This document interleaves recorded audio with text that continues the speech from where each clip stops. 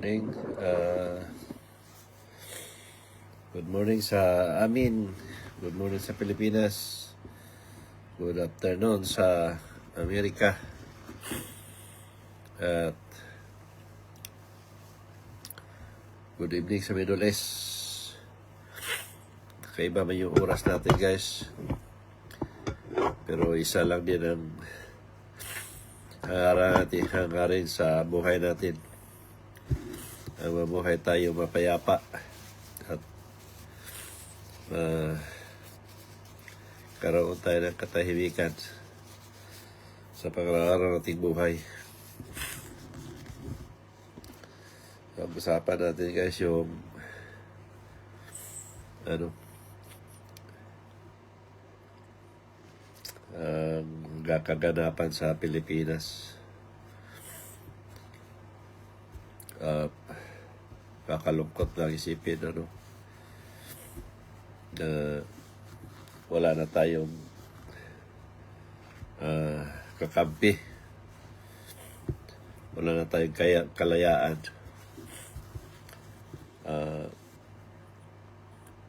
Ang Pilipinas ngayon ay puno-puno ng demonyo ang nasiwa sa gobyerno.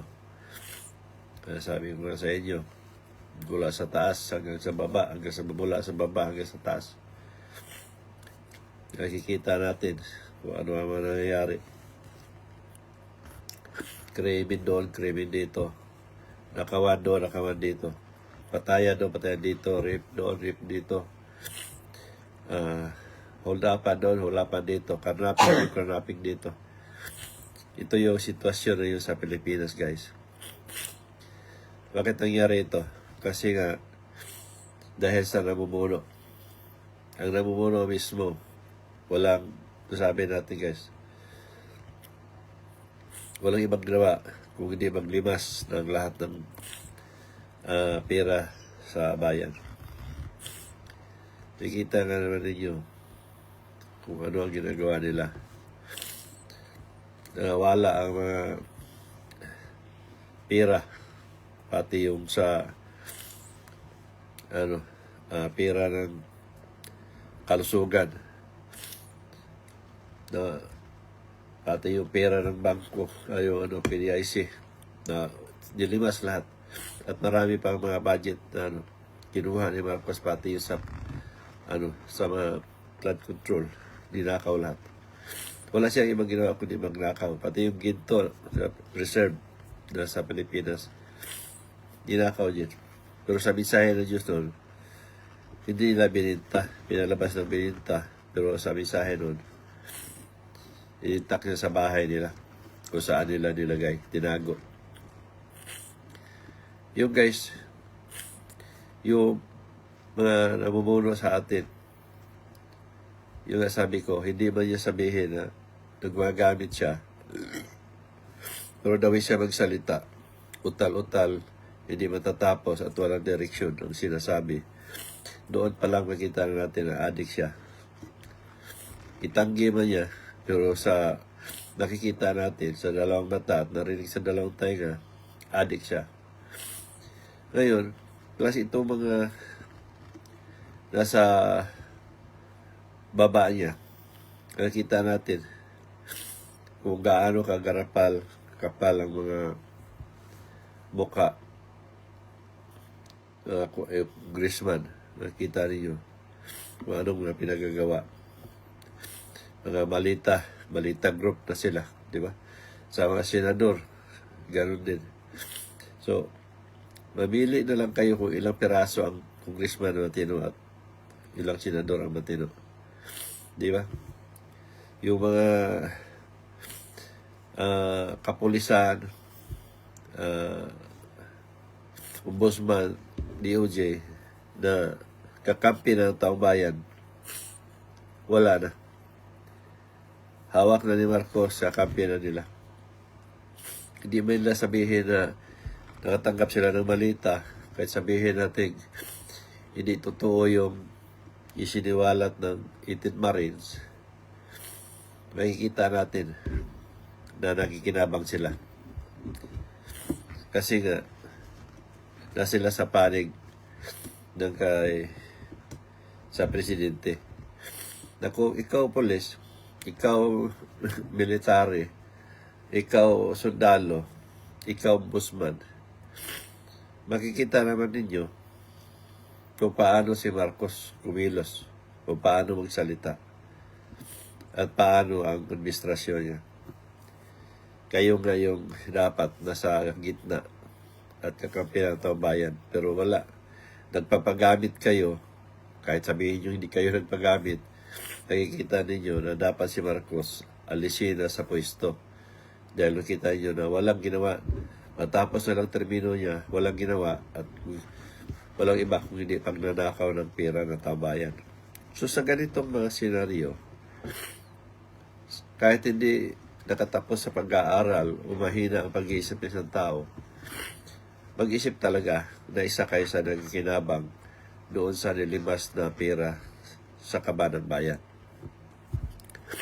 Ngayon, kayong lahat na nasa baba na nagpagamit, kayo mismo ang sumisira sa kinabukasan ng mga anak, apo ninyo, kayong nanungkulan. Ano ang magiging kinabukasan? How much more pa kaya dito sa mga ordinaryong mga Pilipino na nakasalalay ang kinabukasan kung paano magasiwa at magdala ang mga nasa katungkulan sa gobyerno mula sa presidente. Nakasalalay ang lahat na kinabukasan, lalo na sa kalusugan, kapayapaan at sa mga ibang bagay. Ngayon, kung yun ang meron tayo, ano ang magiging kinabukasan ng mga anak natin, mga kaapo natin, kapupuhan natin? Wala, di ba? Nawala na nga ang demokrasya, ngayon pa nga lang silent martial law na ang nangyari. Ang lahat ng mga kumukontra o nagsiwalat sa katotohanan, yun ang pinapakulong. Samantalang yung mga involved sa flood control o sa korupsyon, malaya sila na walang mga kaso. At nakita din ninyo kung paano nila manipula ang mga senador, congressman, at iba pang mga ahensya. So ngayon, kung hayaan na lang natin guys, na ganun ang gagawin nila, parang pinayagan na rin natin na nakawin ang kinabukasan ng mga anak natin, kinabukasan ng mga apo natin sa kapo-apuhan. Di ba? Walang ibang kumilos kung hindi tayo mismo. Kaya lang sa panahon na to, buksan ninyo ang puso't isipan ninyo. Nandiyan na ang huling solusyon. Wala nang iba guys, sabi ko sa inyo. Nasa may mensahe ng Diyos yan na mauwi man sa civil war o sa revolusyon, walang ibang paraan. Sa una ngayon, gamitin ang people's power sa mapayapang pamaraan. Ngayon, para malusutan ni Marcos, ano man ang gusto niya, maaari siya mag-declare ng martial law. At yan, maaari ito maging ugat ng revolusyon o civil war. Nasa mensahe ng Diyos yan. Tagal ko nang pinupost yan. Nasa mga live ko na rin yan. Kasi, paghayaan natin, balik doon sa martial law, nakita naman ninyo kung ano nangyari sa martial law. Ito nga lang, martial law na yung ginawa nila. Ngayon guys, ano ngayon ang mangyari sa Pilipinas? Di ba? Kasi, itong sa administrasyon ni Marcos, hindi talaga sila papayag na mawala sa kanila ang posisyon sa gobyerno. Hindi sila papayag na mapunta sa iba o kay Sara. Kasi nga, alam nila pag Sara nakaupo, silang lahat ay managot, makukulong sila. Kaya pilitin nila na hawakan nila ang power para walang managot at iba na lang sa limot. Kaya makikita ninyo, nagsumikap sila lahat. Kasi, pag nangyari yon, alam nila kung anong mangyari din sa kanila. Di ba? Malinaw yun. Kaya nga, ang lahat ng kakampi nila, yung mga malita guys, malita gang, halimbawa, yung mga senador na kamalita, mga congressman na kamalita, yung si Marcos mismo, may mga malita, ayon doon sa mga testimony ng mga, ng mga Marines, ex-Marine, di ba? Tawag na sila si Soto, sila ni Lacson, at sila mga Tolpo, di ba? Mga Tolpo brothers. Makita naman ninyo, binabaluktot nila ang batas, ang ombudsman mismo, ganun din. So, ibig sabihin, silang lahat, nakamalita. Saka kung isipin ninyo, katulad nung na-issue ni Rafi Tolpo, nag-tip siya ng babae ng 250,000 sa tip pa lang yun. Kaya wala siyang kibo doon sa mga na-issue na yun. Kasi totoo yun. Ngayon, kung ikaw may pinaghirapan mo yung pera, isang babae lang mag-tip ka ng 250,000, di ba? Ibig sabihin, hindi mo pera, di ba? Pera ng taong bayan. Yung isang Tolpo pa, kapatid niya, di ba yung umukuha din ng babae, di ba? Or babae ang kinukuha mga, di ba? Pati yung anak ni Tolpo pa, yung nagbabayad ng laking pera na binabayad niya doon sa nag-beer house lang. Alam niyo guys, kung pera mong pinaghirapan na, hindi mo gagasusin ng gano'n lang. Tag 100,000 ang bayad mo doon sa beer house. Ilang thousand yung binayad doon sa beer house lang, di ba? So, dyan yung makikita, katulad nung kumakain sila ni Matibag, nasa video, nakasama, sino yung mga kasama nila. Nagbayad sila ng gano'ng kalaking pera, pinakita pa sa, 100,000, mahigit, kain lang ng ilang, di ba? Nagyabang pa, di ba?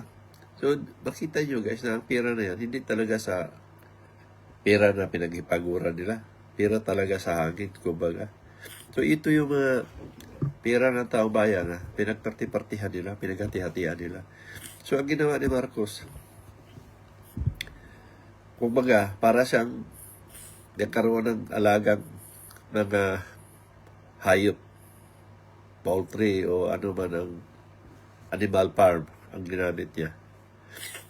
Pinapakain niya, pinapaamo ng pinapaamo para pagdating ng araw, hindi siya tutuklawin, hindi siya kagatin at hindi siya tukain. Kasi napakain na niya napaamo na niya. Ito yung nangyari ngayon sa gobyerno sa Pilipinas. Makita ninyo sa video, di ba? Yung binagmud niya sa mga congressman, sa mga senador, sa mga PNP, sa AFA, sa ANMAN o sa ibang ahensya na dapat niyang bunburan para maging kakampi niya lahat. Ito yung nangyari ngayon sa Pilipinas, guys. So ngayon, sino pagkakampi ng taong bayan, di ba? Saan tatakbo ang taong bayan? Wala, di ba? Tulad yun, magsampa sila ng kaso sa ombudsman. Ang ombudsman kakampi nila, kita mo naman si Marcoleta, sa Kampi Donation, ipinasok ang plunder, na hindi naman plunder yung na yun. Tsaka marami naman tumatanggap ng Kampi Donation, mas malalaki pa. Bakit hindi nakasuhan ng plunder? Ito makikita ninyo guys, kung gaano ka manipula nila, kung gaano nila ginawa ng paraan para lang mawala ang mga nagulongkat doon sa katiwalian na pagnanakaw ng pera sa kaban ng bayan. So doon pa lang guys, saan mapunta ang kapwa natin Pilipino na magreklamo? Wala na ombudsman Hawak na ni Marcos. Ngayon, saan pupunta pa iba? Doon sa mga kapulisan, wala na rin, hawak nila. Doon sa kasundaluhan, wala, hawak na rin nila. Saan napunta ang tao? Isipin na ninyo, wala, di ba? So wala nang kakampi. mahulog na to sa martial law. Pero kung mag-declare si Marcos na martial law, wala talagang ibang paraan yun. Mas lalong malugmok ang Pilipinas, mas lalong hawak sa lig ang Pilipinas, mas lalong mahirap ang Pilipinas, lalong maghihirap. Hirap na nga tayo ngayon, mas lalong maghihirap ang Pilipinas pag naging martial law. Kaya ito yung sinasabi ko, noon pa, marami akong post yan, marami akong live na sabi ko, yung Pilipinas, magkakaroon ng martial law at mauwi ito sa revolusyon. Sabi ko sa inyo guys. Dahil hindi na mapayag ang maraming tao na lalo na sa may mga hawak na baril. Hindi ako maniwalang hindi nila laban. Sabi ko sa inyo, bumuwi sa revolusyon. Kaya wala din ibang gawin ni Marcos. Wala sa ibang paraan para huling yang baraha ang martial law. Mag-declare siya ng martial law. Pero kung mag-declare siya ng martial law, diyan na ang maging civil war, diyan ang mas malala na mangyayari. Kasi lalaban ang tao. Wala na guys, ang Pilipinas.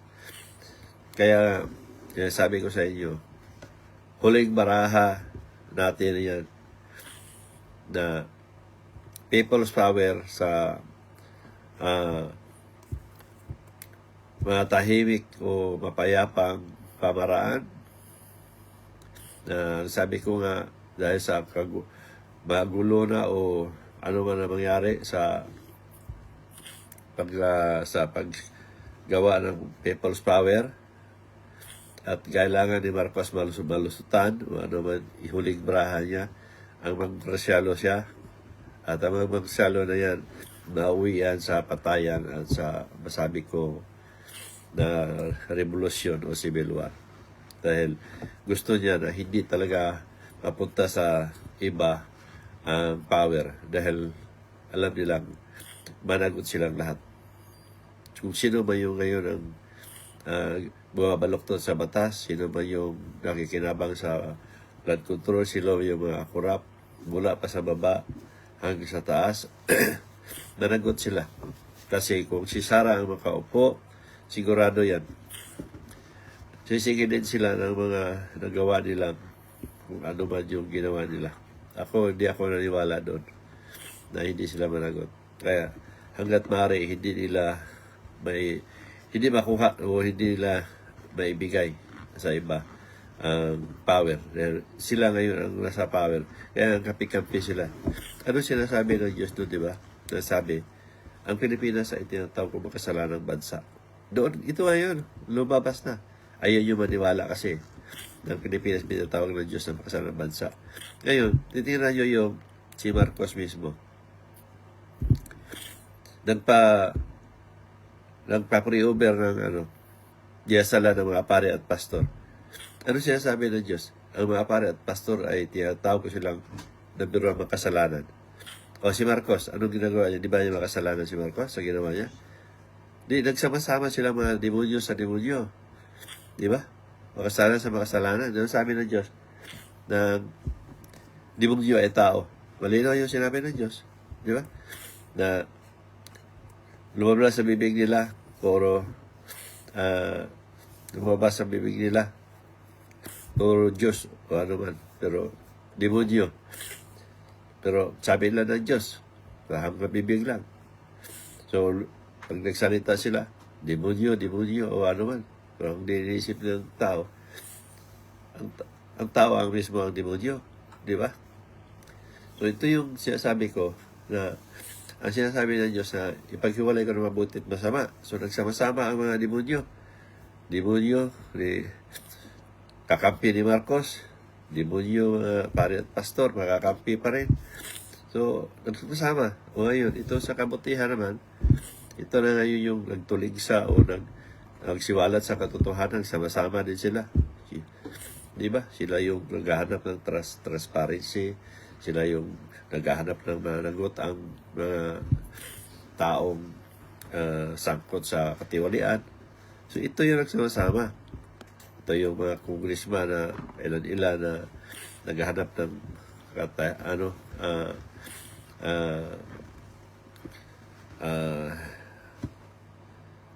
katahimikan, paglilitis, transparency para matukoy kung sino-sino ang nasa likod. Di ba? So ito yung nagsama-sama. So ito yung sinabi ng Diyos na ipaghiwalay ko ng mabuti at masama. Kaya guys, walang ibang nagawa o gagawin natin. Sa inyo, sumama na kayo. Ano man ang reliyon ninyo, kasi yung reliyon, huwag nyo isipin reliyon. Hindi totoo yung reliyon na makakaligtas, hindi ang totoo reliyon. Baka sa kabilang buhay ay magamit ninyo.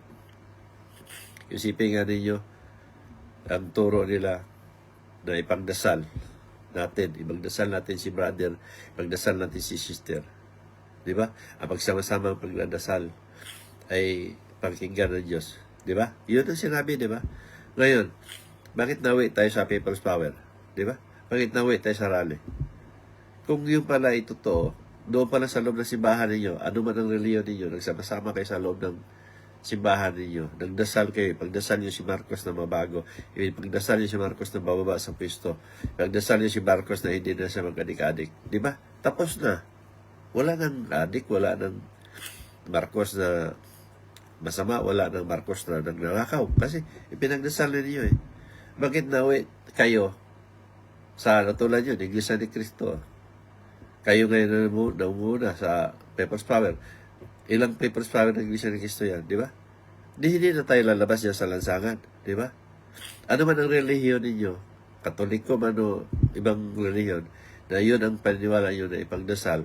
Sa dami ninyong nagdadasal, Iglesia ni Cristo, born again, JLO, ano man, mga Katoliko, o Muslim, o ano man, yung iwan ko kung naniwala ang Muslim yan sa ipagdasal kasi may Muslim ako kausap dito, naniwala sa akin na tama ka na, hindi yan totoo na ibang dasal ay powerful. So, ano man ang relihiyon ninyo na pinawalaan ninyong ipagdasal, hindi na tayo aabot dito sa People's Power, hindi na tayo aabot na lalabas tayo sa bahay natin at pupunta doon sa INSA o saan man may rally. Kasi sa pag-ipagdasal pa lang doon sa simbahan, nabago na natin ang dami ng tao. So dito pa lang, mapatunayan natin na hindi totoo ang turong ipagdasal. So ngayon guys, ano man ang reliyon ninyo, physically, makinabangan natin lahat para sa bayan natin, para sa pamilya natin, para sa kinabukasan ng mga anak natin, sa mga kapwa-apuhan natin. Huwag niyong kalimutan niyo ang reliyon kasi hindi totoo yung mga turo. Pumunta na kayo sa INSA, pumunta na kayo kung sa may rally, makilaho kayo kasi ito na yung paraan para mabago ang sa gobyerno. Dahil kung sabihin natin ipagdasal si Marcos, ipagdasal yung mga senador na mabago ang damdamin na wala. Malabo yung guys, suntok sa buwan yan, sabi ko sa inyo. Kahit anong gawin yung dasal, hindi mangyari yan. Pero kung sila mismo may paniniwala sa Diyos, mabago sila straight away. Dahil alam nila, ito yung ayaw ng Diyos. Ito yung kaibahan ng turo na sinasabi ko na turong totoo at turong pasinungalingan. Ako guys, pinagutusan ako ng Diyos na manggamot at maaral. Kaya ito nga, wala akong pinipili. Dahil sinabi ng Diyos, wala kang pipiliin sa kanila. So kaya ako nanghihimasok sa politika dahil gusto ko pa rin bilang isang nilalang, isang tao na nanirahan dito sa mundo, gusto ko pa rin na mapayapa ang katahimikan, mayroong magandang kinabukasan sa bansa natin, sa mga tao, na lahat tayo makikinabang. Dahil ang buhay natin, guys, panandalian lang ito. Wala tayong buhay na habang buhay na forever. Wala. Bukas makalawa, mawala tayo. Ano man ang power, pera na meron tayo, ang lahat na yan iwanan. So, wala na tayong ibang iiwan sa mga sumusunod. Kung hindi, iiwanan natin sila na mayroong mapayapang bansa, tahimik na mamamayan, at masagana ang buhay ng mga sumusunod na henerasyon. Yun lang ang uangan natin. Kasi wala, iiwanan natin lahat yan. Pero itong mga namumuno ngayon, nasakim sa kapangyarihan, sakim sa pera, sakim sa kayamanan, walang mga Diyos yan, guys. Yun ang sinasamba nila Diyos. Ang pera, power ang sinasamba nila. Nakikita naman ninyo kung ano ang meron sa nangyayari ngayon. Malita ang ano nila. Pagkapagbayad ng babae, di ba? Paldo ang dating talaga. Kaya, guys, so itong sabi ko sa inyo, huling paraan na yan.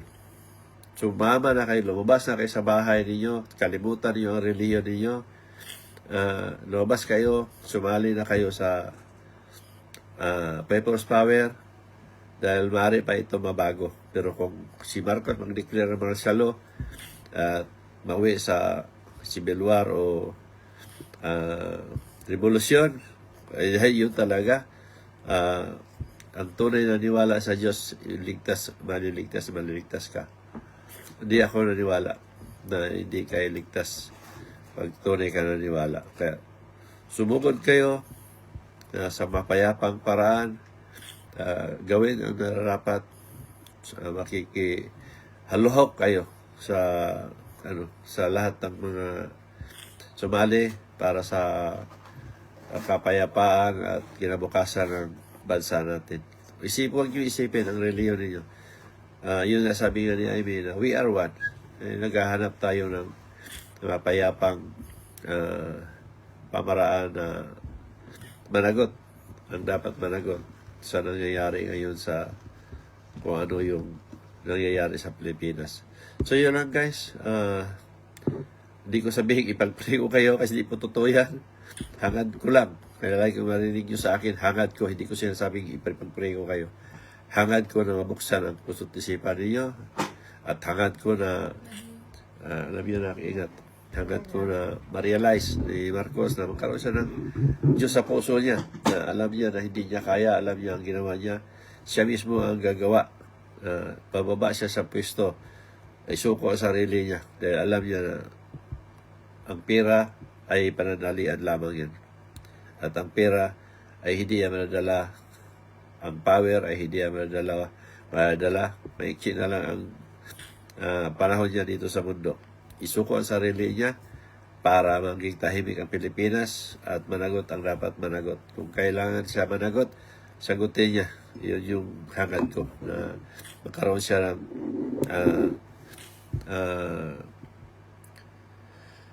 realization na ang buhay natin ay pananalian lang. So, thank you guys sa panood. Share ninyo guys at makarating sa iba. So, magandang umaga. God bless us all.